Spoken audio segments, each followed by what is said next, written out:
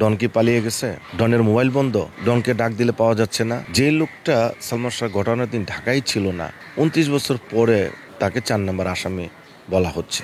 আমি তাকে প্রশ্ন করেছিলাম আমার শুটিং সেটে, সত্যি করে বুকে হাত দিয়ে বলেন তো, সালমান শাহর ঘটনার সাথে কি আপনি জড়িত? উনি মনটা একটু বিষণ্ণ হয়ে গেল, চোখ দিয়ে পানি চলে আসলো, বলল, তুই আমার খুব কাছের বন্ধু মানুষ, তোর সাথে আমার বলতে অসুবিধা নাই। যেদিন ঘটনা ঘটে এদিন আমি ঢাকায় ছিলাম না, বগুড়াতে ছিলাম। যে লোকটা সালমান শাহ ঘটনার দিন ঢাকায় ছিল না, 29 বছর পরে তাকে 4 নম্বর আসামি বলা হচ্ছে।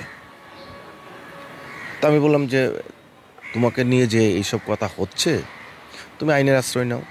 বললো, হ্যাঁ, আমি নিজে থানায় যাব। আর আমি যদি আসামি হতাম, আমি দেশ থেকে পালিয়ে যেতাম।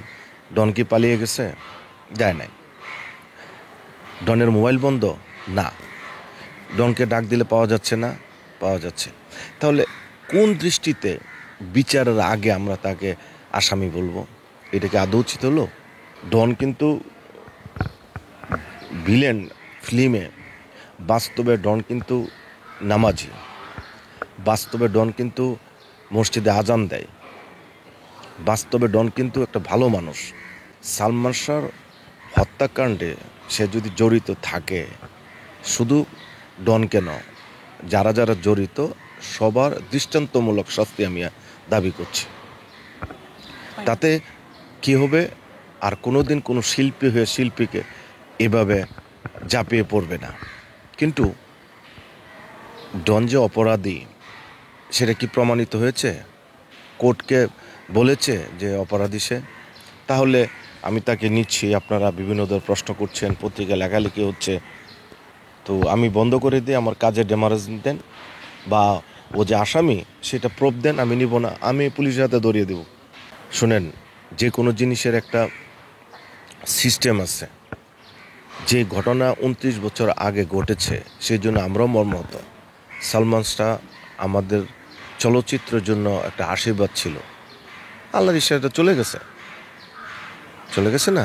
29 বছরে কিছু হয়নি, হুট করে কিছুদিন পর পর এক একটা কি ঘটনা আসে, অন্যদের সাথে জড়িয়ে ডনকে জড়িয়ে দিচ্ছে। ডন 4 নম্বর আসামি, আমি যেটা পত্রিকায় দেখলাম।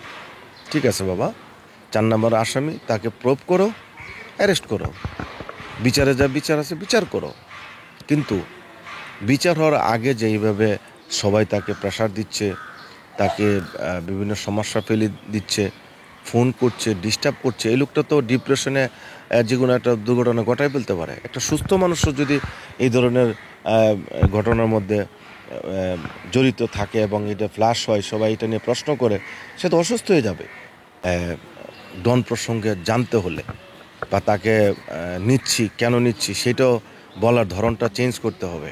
কেন নিচ্ছেন? সে তো আসামি, সে মার্ডার করছে, আপনারা দেখছেন মার্ডার করছে, সে আসামি, আপনাকে বলছে, কোর্ট প্রমাণ দিছে যে আসামি। ডন একজন স্টার, সে একজন শিল্পী, আমার চরিত্রের প্রয়োজনে আমি ডনকে নিয়েছি।